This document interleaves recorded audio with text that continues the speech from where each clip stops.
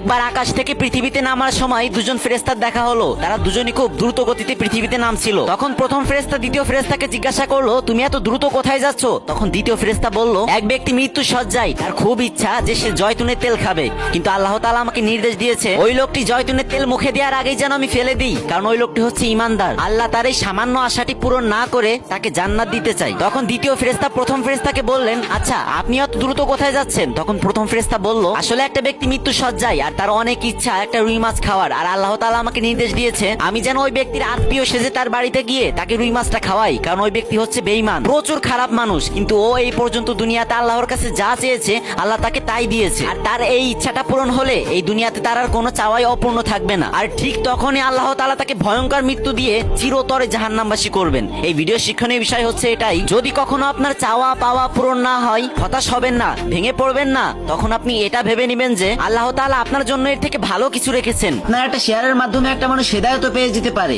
অনেক তো গান বাজনার ভিডিও শেয়ার করলেন ভাই, এবার না হয় একটা ইসলামিক ভিডিও শেয়ার করেন। আল্লাহ আমাদের সবাইকে বোঝার তৌফিক দান করুন, আমিন।